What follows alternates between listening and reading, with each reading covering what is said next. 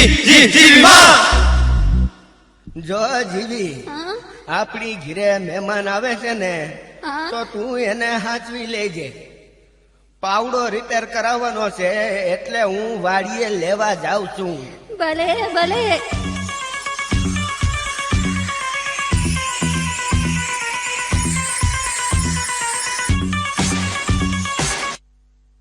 Hello, જીવી speaking. હું જીવતી બોલું છું.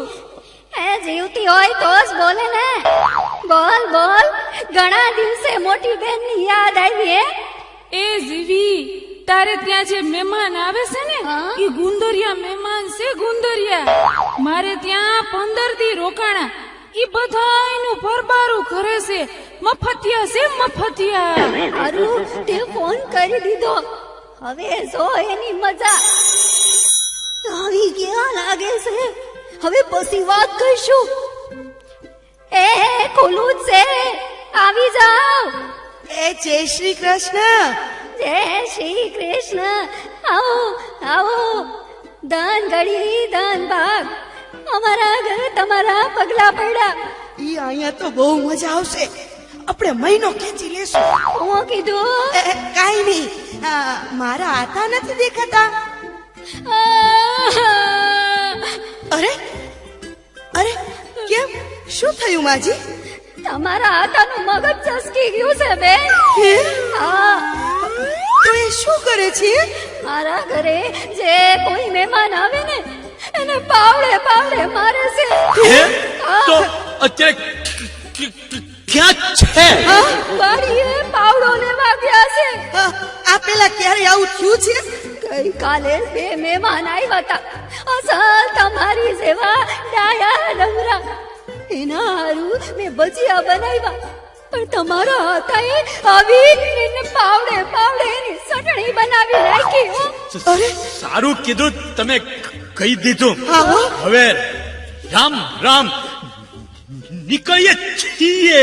એ મારા હા, ચા તો પીતા જાઓ. ચા તો પી લઈ. ભલે બા, બનાવ. દૂધ વાળી બનાવો કે કાવો? કાવો તો પીએ જ છીએ. આજે દૂધ વાળી ઠપકારીએ. મીઠી બનાવો કે મોળી? મોળી તો પીએ જ છીએ.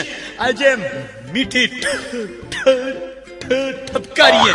તો પછી હું સૂંઠ નાખું કે આદુ? કોરી કાઢ તો પીએ જ છીએ. આજે આદુ વાળી ઠપકારીએ. રકાબીમાં આપું કે કપમાં? રકાબીમાં તો પીએ જ છીએ. આજે કપમાં ઠપકારીએ. કાચનો કપ કે સ્ટીલનો કપ? કાચના કપમાં તો પીએ જ છીએ. આજે સ્ટીલમાં ઠપકારીએ. અરે વાહ માજી, તમે તો જાદુગર. 2 સેકન્ડમાં ચા બનાવી. હે, આ તો ખાલી છે. ભરેલી તો પીધી હશે. આજ ખાલી ઠપકારો. જલ્દી બાયણું ખોલ. મહેમાન આવ્યા છે કે નહીં? ભાગો ભાગો. ભાગો. એ ખોલું. તમારા હાથમાં શું છે? કીધું તો ખરું, પાવડો છે. એ કહું છું ભાગો હવે.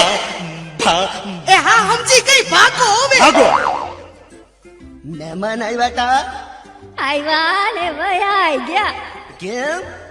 આવ્યા ત્યારના પાવડો પાવડો કરતા હતા. તો આપી દેવાય ને પાવડો. તો હજી આયા જ પૈસા છે. જાઓ દયાવો. એ દેતો આવું. એ લેતા જાઓ. ભાગો ભાગો. અરે કહું છું, લેતા જાઓ.